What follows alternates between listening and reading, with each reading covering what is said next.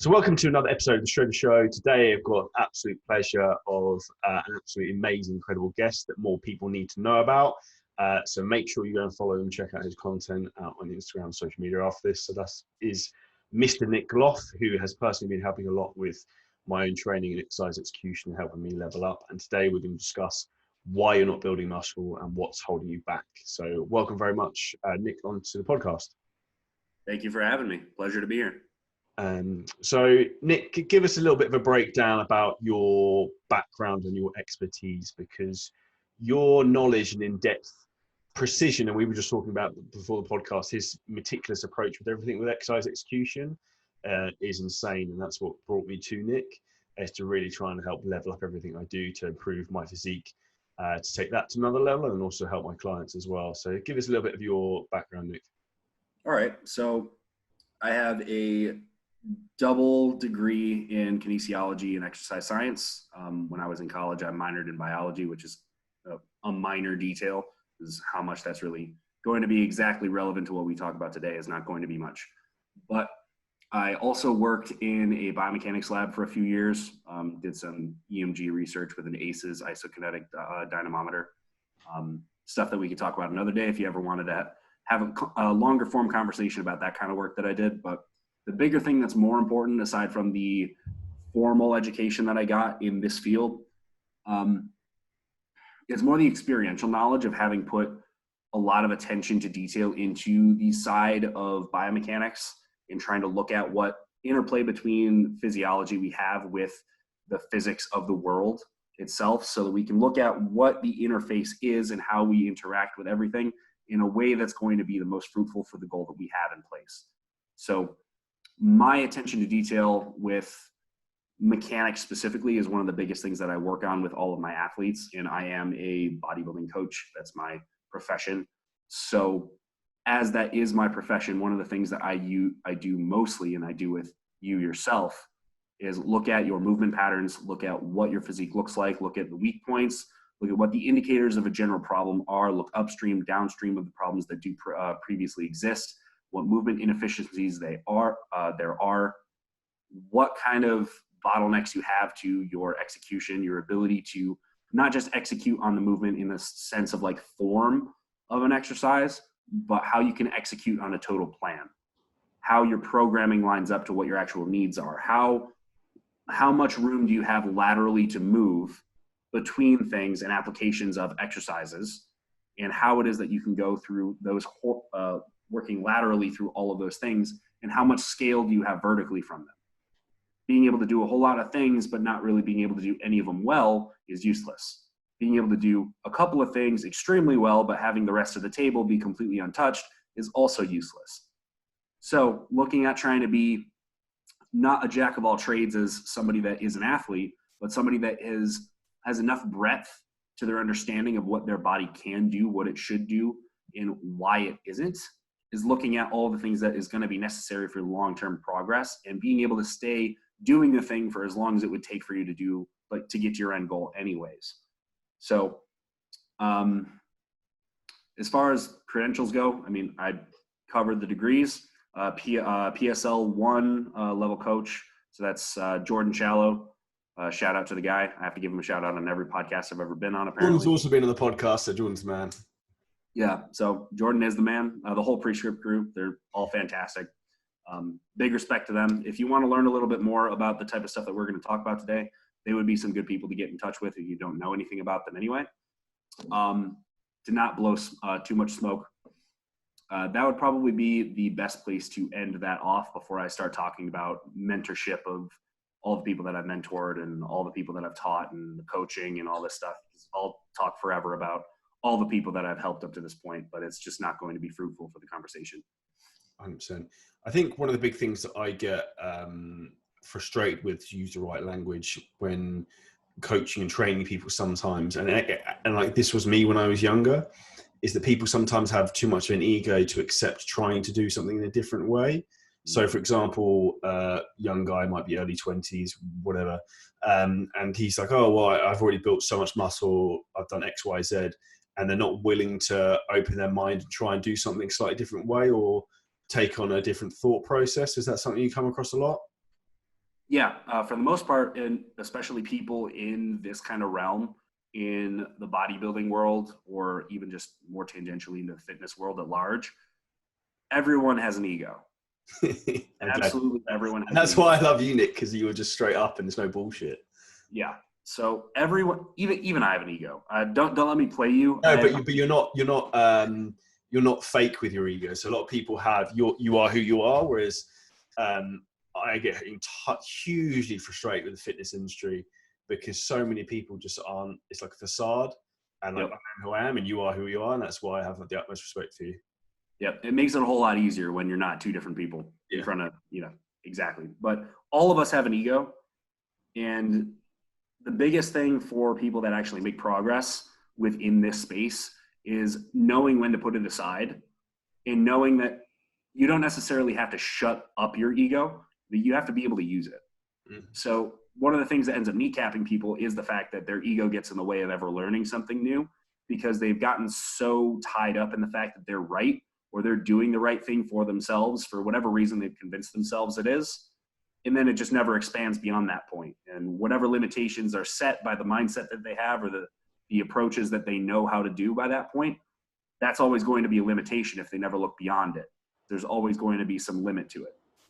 So being able to look at objectively where you are and where you want to be, and knowing that you might not have all the pieces yet that are going to bring you to that end goal, you need to understand that, if you're going to set a high goal, you need to have an ego to do that. And you have to be, there's going to be some things that are non-negotiable about how it is that you're going to approach what you're going to do. And part of that is having a strong enough ego to tell yourself, no, I'm doing this, and this is how it's going to go, and we're going to make all this happen. Part of it. But then having the ability to step beside yourself and say, okay, I can't get in the way of the fact that for me to do this, I need some outside support. I need to learn something. I need to experience these things. And from that point, I'm going to grow into the person that may not need the support, but for now, this is exactly where it needs to be. And as you complete task by task and progressive milestone along the way, you'll find that chasing down that next goal is always going to lead you towards another rabbit hole, another thing that you're missing, another thing that will be additive to you, whether or not you're missing something. There's always going to be more. And if there's always going to be more, you're going to need somebody that has that more that you're going to need. It's always going to be a matter of looking outside of yourself to find what it is that you don't have yet. So that would be my cap on that, I would say. 100%. I think it's the way I look at things a lot is the same as fitness and business. Is like, what's the bottleneck that's holding you back? So, for example, respectively, my knowledge of nutrition and health, I would say, is very good, and that's wasn't my limiting factor where I'm at the moment. My limiting factor is my mobility issues, which we have identified, which are numerous. And some exercise execution, which can be further improved. So it's identifying what your real weakness is, and then like going about fixing those, and then and being patient with it, because it's a long-term process, and it's a big thing I find people get frustrated too quickly, where they throw in the towel after a week, 10 days, because they haven't necessarily seen results. And the reality is, like, it might take you 3 to 5 weeks for suddenly your body start firing up and getting the results you're wanting to, and start feeling the movements. There's going to be a different time period that's going to have to elapse for everything to unfold. And if you know what the process looks like, it doesn't matter how long the process goes. That's one of those things, especially talking more specifically to you, so we can make this personal. With some of the mobility issues and the exercise execution issues that you do have, they're stemming from central points. The central points are hard to access because they're covered up by a lot of downstream problems. Those downstream problems are pretty easy to see, and it's easy to convince yourself that those are pretty easy fixes, because it may just look like, I need to rotate this thing here, I need to turn this thing here, I need to be aware of this thing here. But really it's covering up a bigger problem, where the bigger problem is always going to feed back into a dysfunction elsewhere, even if visually it's not there.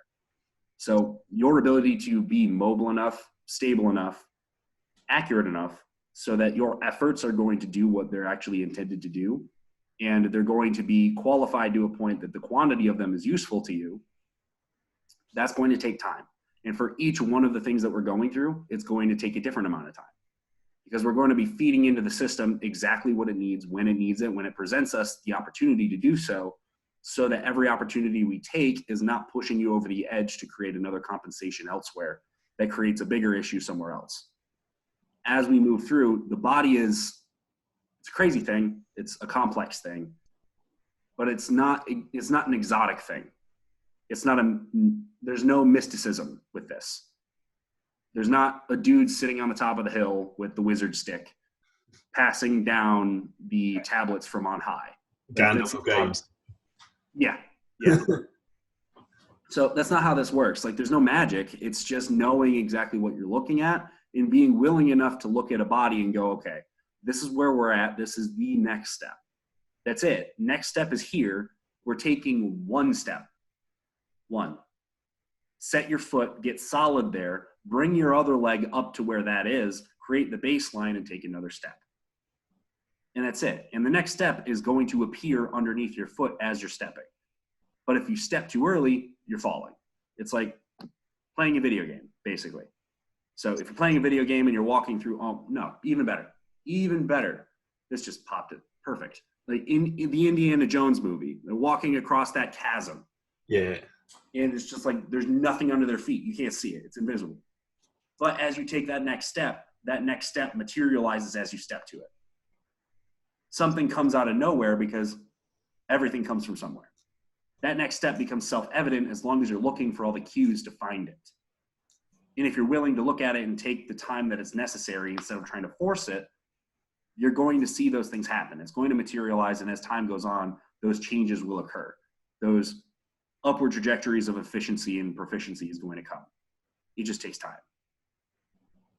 I think one of the big things there, which I think a lot of people need to take home, is everyone has that thought process of you need to work harder, you need to work harder, you need to work harder. But if you work harder doing the wrong things, you're going further and further in the wrong direction. Whereas in reality, what you need to be doing is you not necessarily working harder, but working smarter and almost changing course. And you might not even have to work so hard, but you just need to have more of an intelligent approach. Mm-hmm. So it's always got to start with being smart before you're working hard. But knowing that working hard is going to be the base of what actually gets you to where you're going to go is also important. So that's kind of another thing that's similar to the ego conversation, is that you kind of have to, there's going to be some basic things that are always going to need to be there. You're going to have some drives in there that are going to be non-negotiable. They're going to be present. You need to know when to push and pull on them, but they're always going to have to be there in one form or another. And if that is an aggressive push on trying to do something correctly, doesn't mean that you're taking it to the max effort possible. But you're putting in your best foot forward to do the thing right, and that is where the effort is being placed. Doesn't mean that the intensity of effort has to be high. That's a very good point. I think the first thing that comes to mind there with me is, for example, the activation and warm-up exercises and mobility drills. Like, that's not necessarily an intensive exercise. Like, you're not going in there going to be like in a deadlift 10 rep max or whatever, but you still have to intensely be accurate and consciously thinking about what you're doing and be paying attention and actually being coherent with doing it. Where I think a lot of people who aren't maybe at a more advanced level don't see the value in these things yet because they don't quite fully understand it yet. Mm-hmm. And something that more advanced people do fall into as well is that once you get to a certain level, it's not really, it's a bad way to say it, but when you get past a certain level, you kind of look at things as if you're above them. Somebody that's been training for 10 years, 15 years, you look back on like, I don't need to do this stupid drill. I know what I can do. I know what I can't do. But that exact statement of I know what I can and can't do is exactly the limitations that are being set by the fact that you don't know where your true parameters are, because you're not continuously testing them. You're just staying within the means that you know you have control over. If you're always staying within the means that you know you have control over time, if you're not expanding those means, you're going to keep on getting a narrowed and more narrowed lateral scope of what you're able to do. And eventually it's going to narrow to nothing and you have no options. And that's where especially advanced people start going wrong. That you start looking at what is available to you in a sense that I know I could show up on this day and do this. I know that this is what I could do. Or you start telling yourself that I know my body enough that this is what responds well for me. That is a trap. That is the most common thing you hear. It's like, oh no, that doesn't work for me. It's like, well, does it really? Yeah. How far have you taken that? How deep have you looked? How do you know if it worked for you better than anything else you've done, or are you just emotionally attached and habitually attached to doing a certain thing a certain way because that's what it's done for you up to this point, and for whatever reason you liked it? Questions, answers. If the answer is always going to be, well, I really don't think I need to try that, well, you're leaving possibility on the table at every turn. It's people's own narrow-mindedness, respectfully, I think. Well, that happens as it's a natural consequence of being good at something. Mm. As you get, I mean, talk to somebody that's like an astrophysicist. If you go and have a conversation with one of them and start talking about, I don't know, just mechanics of throwing a ball, they're just going to look at you crooked and be like, this is below me. Why? I know how to get a rocket into space. Why are you talking to me about gravity and how far a ball can be thrown with an initial velocity of X? Why do I care? I don't.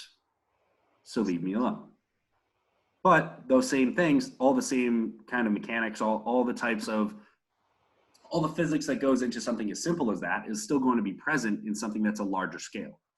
All the same general principles are going to apply. They're going to be applied differently, and the context is going to be different. But knowing that all the things that are infinitely more complex have to start with less complex subparts is something that you start to miss more and more and more as you get more, you gain more foundational knowledge in something through experience and through rote learning. As you start accumulating that, the language that you think and speak in starts to become that. You start to see, feel, hear things in the language that you learn through your experience in the rote learning that you've done up to that point. If you're advanced in that, then you look back on all the things that are foundations and you just skip right over them because it's just the language you think in. It's just the language you see in. It's just like, it's like breathing. It's like, why do I care? Why do I care? I know how to do this thing. Why do I need to listen to this? Because it doesn't apply to me. But then you tend to forget that it's all the foundations that go together that build the structure above.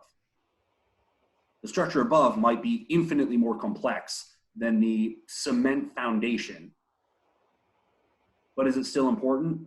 Hell yes, it's important. If you have a crack in your foundation, doesn't matter how complex the structure is above it, there's going to be a problem. We tend to miss that as we get more advanced.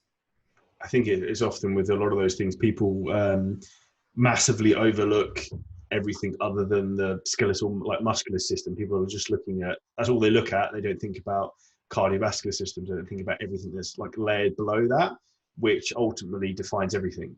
They only look at one side of the coin or one part of the picture, if that makes sense. And when we do look at those, we look at them in such isolated ways that we don't pay any credence to the fact that they're all interplaying off of one another. So something to go off of a tangent on this one is looking at the state of biomechanics, because that's close to my heart. In training right now, there's a lot of people that would call themselves knowledgeable in biomechanics, which is cool. Claim all you want. But when you really get down to it, most of what we're looking at is not really biomechanics. Most of it, people are just looking at bony structures. They're looking at how joint structures articulate with each other. They're looking at forces. That's it. They're not looking at the interplay between the skeletal system, the actual like single joint systems in aggregate together, what the forces upon which one is going to be the most consequential, which ones tangentially related, up or downstream, are going to have an effect on the one that you're most concerned with. Not looking at those things, not looking at how the muscular system is actually interplaying on all dimensions of every single bony system that we have, how the nervous system interplays over that, how even the vascular system has an interplay over things. Like there's nothing that looks deep enough into any of the pieces to say all of these systems that you can parse out and put side by side next to each other to look at to get the details down. The details matter, but they all need to be integrated into one coherent structure, or else you're looking at one single system and making determinations off of that, making decisions off of that, looking way too deeply onto one thing. And then when you start to layer on another layer of complexity to it, which is what happens when you put another system on it, those assumptions, those things that you've decided, they no longer count. The basics in which you built that still matter, but how it really works in application in reality completely changes. But we have the inability to look beyond just the muscular system or just the skeletal system to see that, like, okay, these things, even though by themselves they make sense, put them next to each other, put them over each other, it doesn't work anymore. So what do we need to adjust in the way that we're looking at this so that we can take in all of the factors that are necessary to make real applicable assumptions about what needs to happen so that we can move forward with it? Looking at base foundations is good. Looking at only base foundations when you have application in mind is not enough. This is something that we get dragged into all the time, especially right now because it's a trend. So that's especially something that irks me about the state of the fitness industry right now. But I'll get off my soapbox. When it comes to your thought process in terms of building maximal muscle tissue, do you think strength and progressive overload is the key driving force to pay attention to, providing form is adequate and kept consistent? Absolutely. It is the lowest hanging fruit for literally every single trainee. What other options do we have? Nothing. Really, nothing to quantify. Nothing really. And exactly, that's the key. That was good. You can't measure it. Exactly. All the other things measure that the pump. Right. How useful is that? How useful is that? If you don't have a progressive model that looks at what is tangible, that you can look at, no, this changed. Objectively, this changed. Hold on. Just a second. Postman's turned up.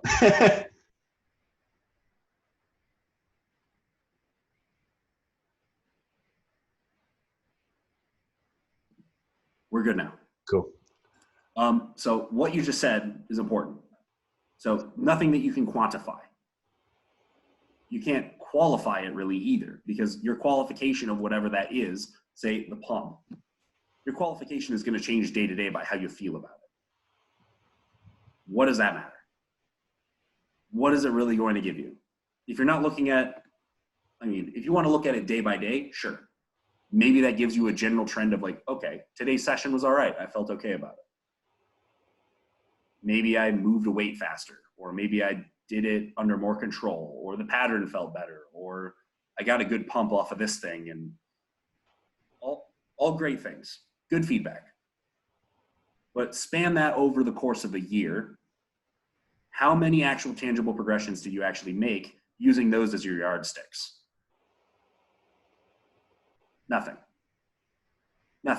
Maybe you trended in the right direction because you were following the fact that every session along that time was a decent one just by the metrics you already made, because generally those metrics are going to lead you in a positive direction.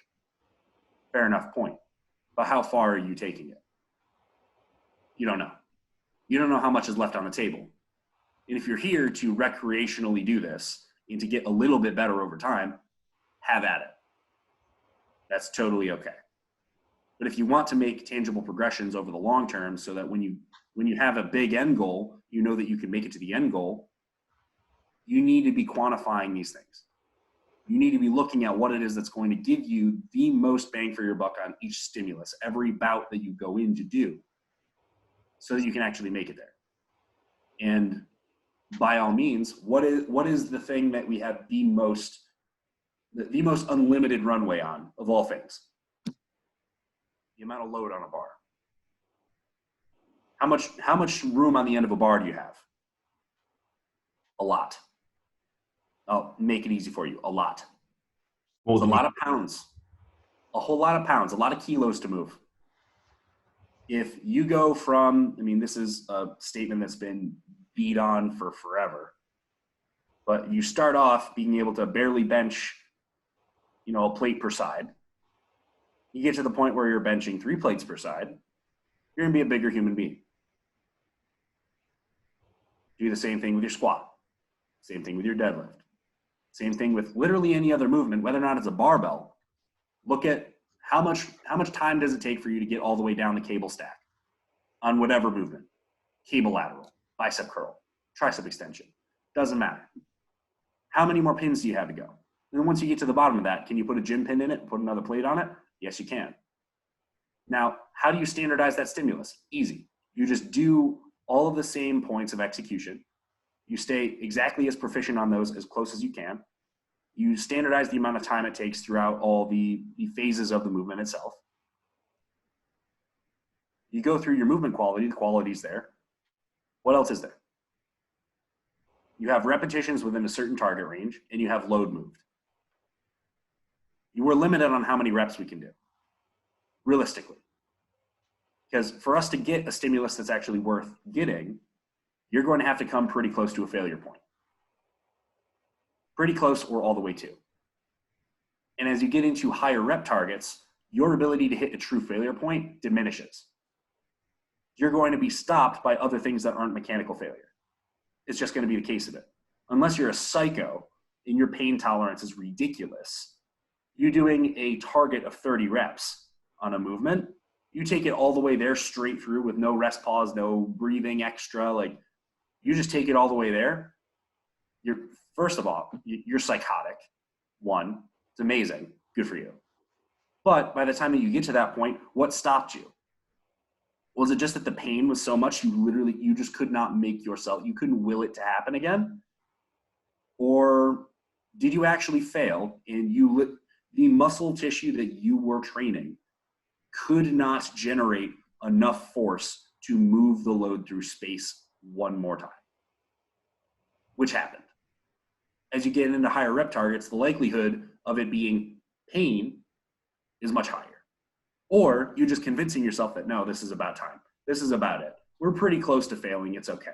It's time to be done.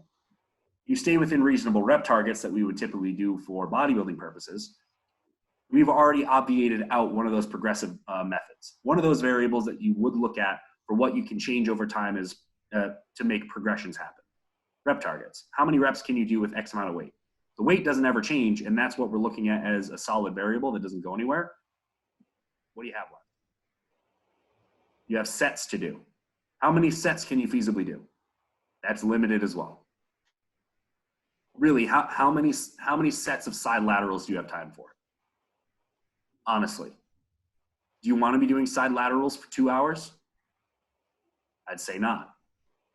But if you start off with a dumbbell lateral that's at 10 pounds at the beginning of a career, and you're dead set on the fact that progression and load is not actually going to be that fruitful for hypertrophy, cool. Stay at 10 pounds. See how long it takes you before you don't grow anymore.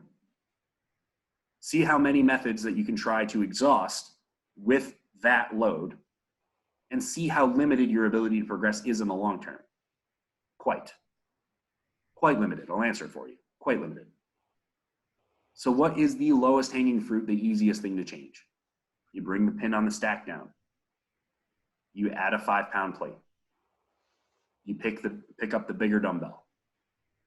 Simple, easy, trackable. Things that you can look at and create solid goals for. Whether you feel good about doing it or not. It's something that you can look at in objective reality and say, no, this can happen, this will happen, this is what's been done before, this is where I need to go to make that next performance progression. And there you go. Lowest hanging fruit is where you need to exhaust most of your energy. Look at what you can take. Take the lowest hanging fruit and then once you've taken that, you need to go higher. You need to go and use all those other methods. You need to change the volume. You need to change the intensity techniques. You need to change how you stagger the exercises and how you structure an entire day or an entire week or the mesocycle and what your actual goal of progression through that time is. What are all the other things that take a little bit more complexity for you to understand and apply as progressive methods? Those are things that you look at later. Those are things that you look at once it's self-evident that you need to look at them. But up until that point, you have a very, very easy, simple, and intuitive way of creating tangible progress over broad time. And that's progressively overloading through load itself. And to say mechanical tension and loading are the things that are the most tied to hypertrophy result. That is what it is. That is the mechanism that is going to be the most fruitful for creating hypertrophy as a response. So how do you use that information to guide your decision making? You exploit it. How do you get more mechanical tension? More load. That's it. Simple. There goes the complexity. It's mic drop. Question for you, Nick. How important, and is it something you recommend that people do when looking to grow maximal muscle mass? Obviously, we've confirmed that progressive overload is the way to go.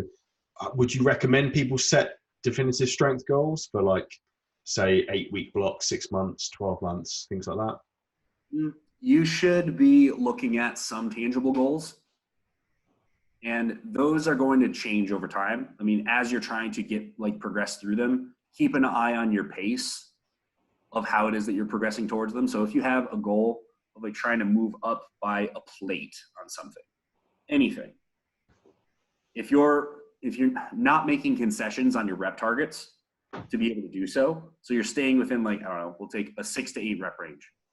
You're staying within the 6 to 8 rep range, and you're not going, I want to get that plate up, I'm going to move to 4. You're not doing any of that. Then how are you going to get there? You're going to have to actually literally progress in some way that's going to be tangible. That's going to actually require you to be better by the time that you got there. Not just exploiting a one-off daily performance that you just magically got that number of. Okay? So if we're looking at longer term or moderate term or shorter term goals on how you're going to perform with load on the bar changes, track them out, see what needs to be done by that point, make sure that all the other things that go in the background are all down. So food, sleep, all the normal things that have all been beaten to death, your recovery metrics, your performance things that happen outside of the gym. Make sure everything that refers to that is being taken care of. Then by that point, you can look at your trajectory and how quickly you can get there. If you're not changing your program structure to allow for a one-off performance, like I said, then you're going to have a pretty easy gauge of how long it might take for you to get there if it's not a new movement. If it's a new movement, there's going to be a learning phase. That learning phase is going to give you an artificial inflation. So you're going to see that when you put in a new thing, you're going to not be as good at it the first time. Your load's going to be down. Your feel on it's not going to be really there quite yet. Like, there's going to be some things that are off. Each time you came back to it, you're going to pop up in load. You're going to pop up in your feel. Everything's going to get like cleaner and cleaner and cleaner on it. And you're going to see that, like, I'm making huge jumps. You put your barbell back squat in and you start at, like, I don't know, give it 2 plates. Like, well, okay. 2 plates was okay. Next week, like 2.5 felt exactly the same. Moved better though. Then the next week, like, we'll see 3 because 2.5 was easy and I passed the rep target. 3 goes up. Maybe the next time it's 3 and a 10. Maybe the next time it's another 3 and a 10. So that's 2 10s. Maybe it's a 25. Maybe you make it all the way up again and you make little smaller progressions week by that point, but your rate of change is huge. For you to expect that rate of change is going to happen over a whole mesocycle, you get from a 2-plate squat to a 6-plate squat in a couple months. I don't know of anybody that's ever done that. So to say that you're going to look at a new mesocycle and decide that, okay, this is where we're going to go. Have some realistic goals, but be able and willing to change them as things appear to change. Having big goals is something this is another point, but I want to finish this one first before I catch myself going down another rabbit hole. When you're going through the phase of looking at all the things that you want to have done, make sure that you're keeping it as a rolling tab. You want to see where you're going. You want to have your eyes set on moving forward. And you want to have yourself set up with a big enough goal that you really have to chase. So if it's just something that you know that you're going to hit if you just keep on somewhat moseying through what you do, it's not a useful goal to have in the first place. But if you set your expectations to a point that, like, in the first couple of weeks of having a new mesocycle, you've initiated with new things. New things are going to give you an artificial inflation of the rate of progress, and you're going to be way hurt by the time that you get to the end, because you're gonna be like, dude, I missed it by like this huge margin. I don't know what went wrong. Nothing went wrong. You were just too rigid in your goal setting. And that's not helpful. This is the rabbit hole, though. As much as it is important to be able to look and make realistic goals, you need to make unrealistic goals as well. And that can be a longer term thing, but they need to be unrealistic. Like, looking at where you can realistically be is always going to be the formula to be mediocre. Forever mediocre. Like, you're not going to get anywhere. Like, that's actually impressive if you're looking at what is realistic for you. Because what do you determine is realistic for you? It's what you've done previously to this point and what you think the limitations of your ability currently are. But what are we trying to do by pushing forward? Find a new limit to our capacity. If we're always basing what you can possibly accomplish by what you know you've accomplished before, you're going to be limiting yourself, because you're not giving yourself the benefit of the doubt that you have more in you by that point. You need to know that there's more. You need to believe always that there's more. And if there's always more, you need to be willing to go and chase it. So having something that seems literally impossible to ever pull off needs to be a part of the thinking process. If you think only with what you can achieve right now, then you have only looking at it from one direction and thinking about how far can I go. Instead of looking at on the other end from chasing, like if you're looking at it down this path, you have one thing you're looking to do. That's it. You're looking at it from a place of being realistic of where you are now, instead of looking at it from both directions of being, this is where I am now, this is where I'd like to be, but this is really where I need to go. Going from where I really need to go and then looking back is like, is that goal going to be the last one that I hit? Or is that just one of the million of them I got to do before I get there? How much significance do I have to put on it? So it needs to be something that you crush that goal like you were just breathing. If you want to make it somewhere, you can't be the meme of the guy that, like, you take the little picture of the dude sitting on the podium, like spraying himself with champagne with the medal in his hand, and then getting a wide out shot of him being like 10th. It's useless. Give yourself a huge celebration for hitting a goal.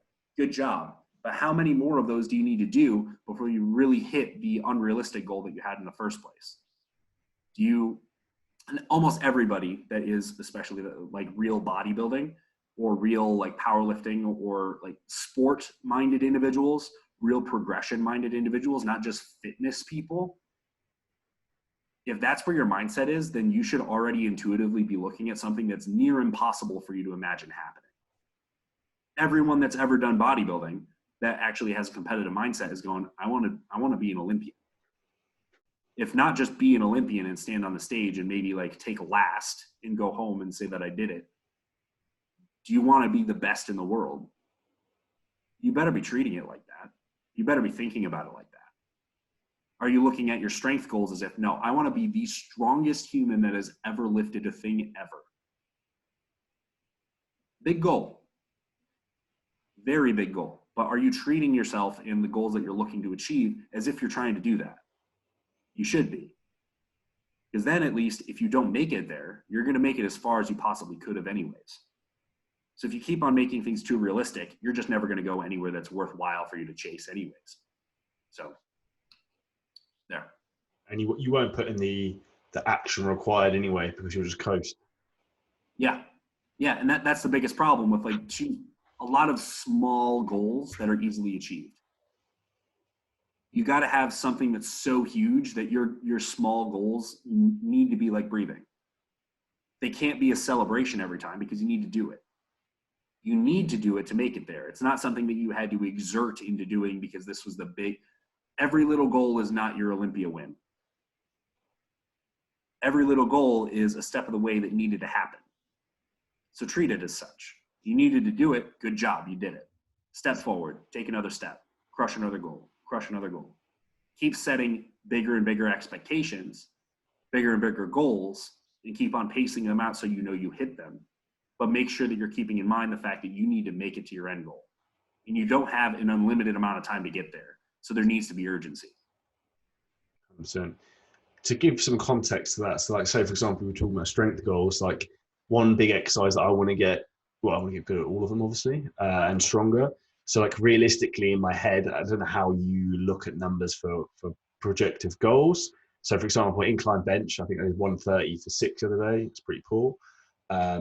Goal would be, say for example, within the next 2 months to get that, say, up another 10 kilos to 140. So that'd be 3 plates, which I think is realistic. Don't know if you'd agree. And then my long-term ambitious goal is I want to be able to do 4 plates, which obviously is a big jump.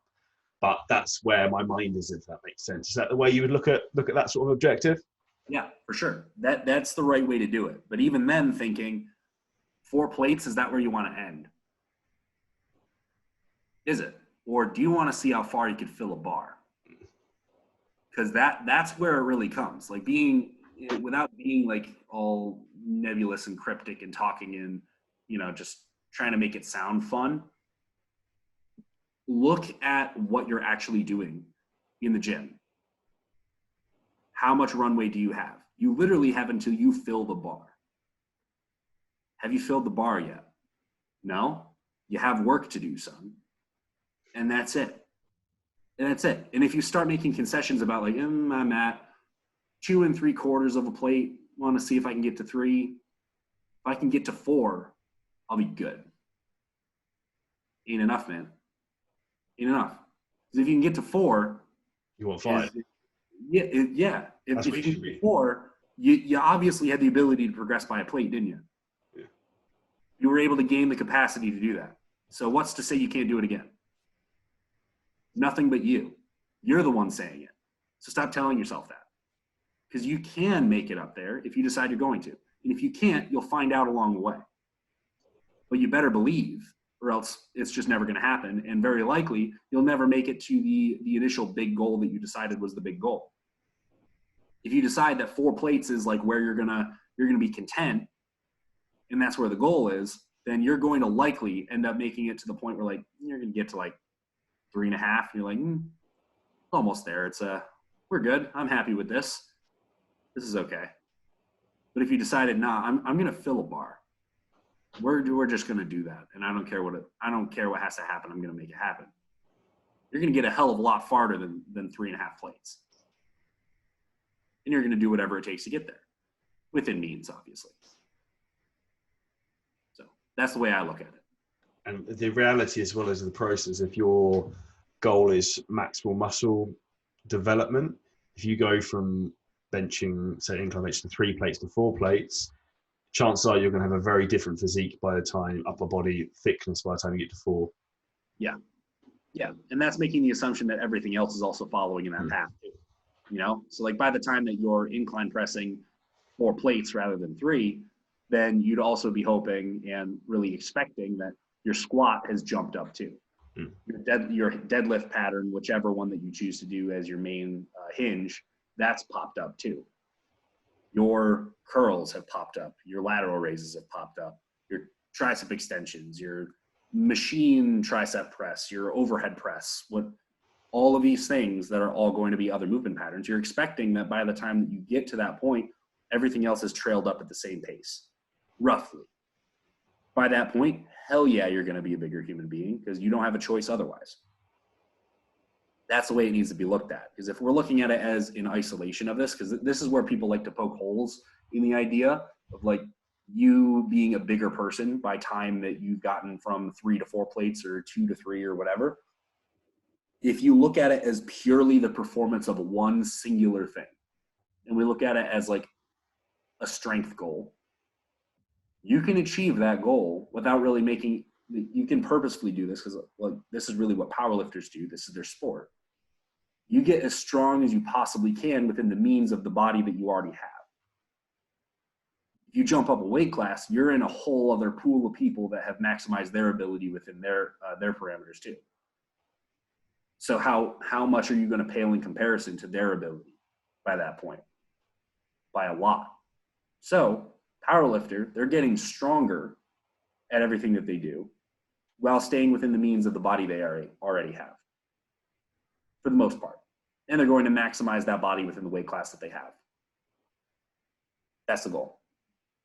So if we're looking at it that way, if you look at progressive overload and trying to get yourself a bigger human being by time that you've progressed from two plates to 3 plates or 3 to 4 on a movement, you could make that happen without having significant change to your body overall. But that's to look at it in too isolated of a sense. If we're looking at it as just the performance of a single thing, sure as shit you can make that happen. Wouldn't be that difficult to imagine that happening, to be honest. You could do it. But we're looking at it as the overall global goal.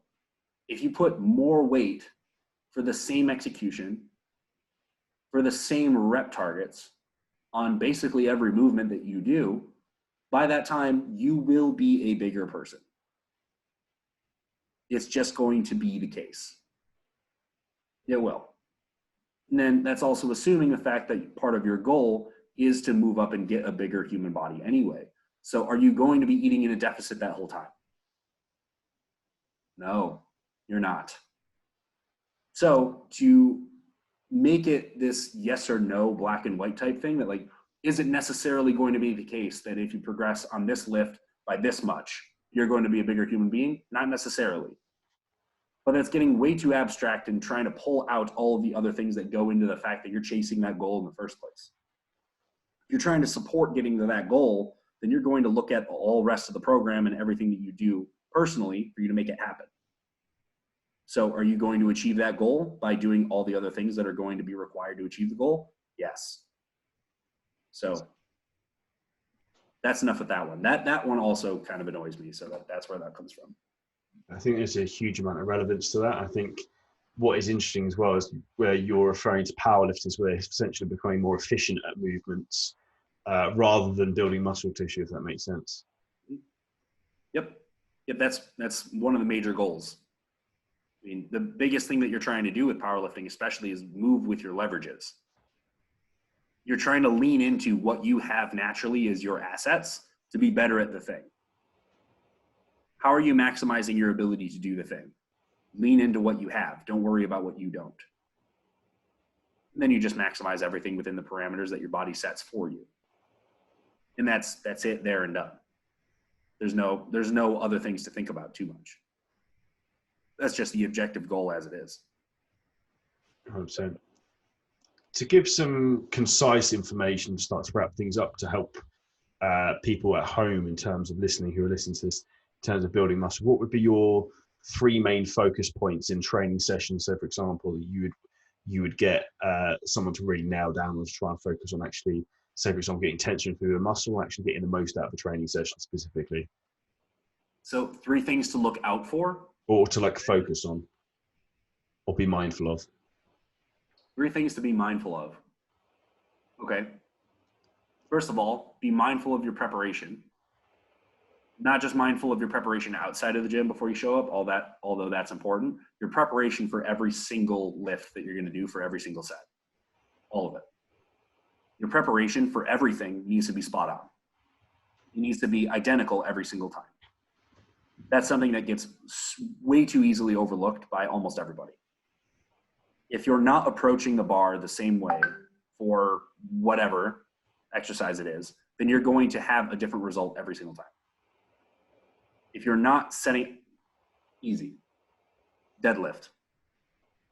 If you're not approaching the bar in the same, geez, is that me or you? It's probably that's not me, it's you. You're a popular guy. No one messages me, Nick.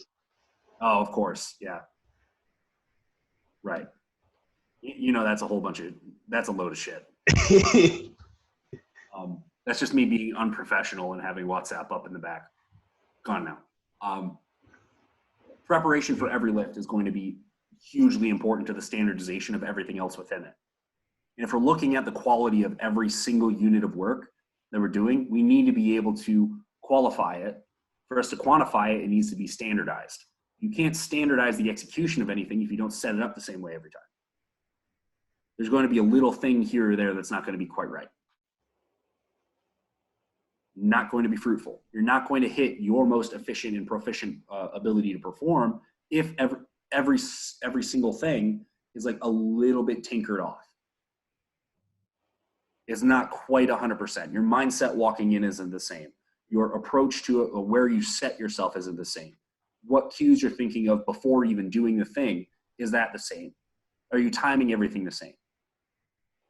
All the little things, the little details that go into like all the things that are even intangibles that just are what they are about what you do need to be standard for you to continue to like progress in a way that's actually like, you could write it in a logbook and know this set progressed because all of the things that are intangibles and tangibles that go into standardizing the work that's happened makes every single unit of that work meaningful and equal to one another to a certain point. Preparation needs to be exactly the same every time within the tightest margin that you could possibly get it to. Second thing, accuracy, which is close to the same, but your accuracy needs to be in place with exactly what the goal of the session is. What is your goal? Are you looking to get the most output on the day, or are you looking at what is the output looking like for today, tomorrow, the next day, the next week, the next month? If you're looking at the most output on the day or the most output over broad time, you're going to have two different decisions to make on that day. You're going to have two different structures made for what that session looks like. So for you, your accuracy within sessions, what does that look like? Your accuracy is, I have these things that I've been told that I need to work on to make sure that this is more efficient. That's your accuracy. Your accuracy is, this is the goal today. Get the most output that I can within what my body gives me and work on all the things that I need to make that better. That's your accuracy. Not, I need the best session possible today. What you would do would be two different things, wouldn't it? You'd be looking at, how am I going to blast myself as hard as I possibly could today? If you're looking at your session performance today, that's not accurate to the goal. That's not accurate to what you need over broad time. It's not helpful. Your accuracy and what you actually have as a goal in mind over the longer period of time, not just today, needs to be there. And you need to be present and with it the whole time. Okay. Third, effort. You can show up with the first two things and screw up the third. Your effort isn't there. You're not mentally there. You're not physically there. And if you're not giving it the best that you possibly can, what are you there for? What are you there for? And really, it's not amounting to anything. If you're always going to be looking at it as all these other things are in place, but my effort is off. Why do you train? Why? Like that's a big question, and it's a pointed question, but it needs to be asked. Why do you train? If you feel the need to come in and do a thing, but you're going to give it, a 60% effort, why'd you come in? If you're going to do something, do it properly. And do it right the first time. And if you can't do it right the first time, figure out why. And make sure that you're accountable to the fact that you didn't do it and you're going to fix it. That's it. So all three things need to be in place. Those are the biggest ones that I'd look at.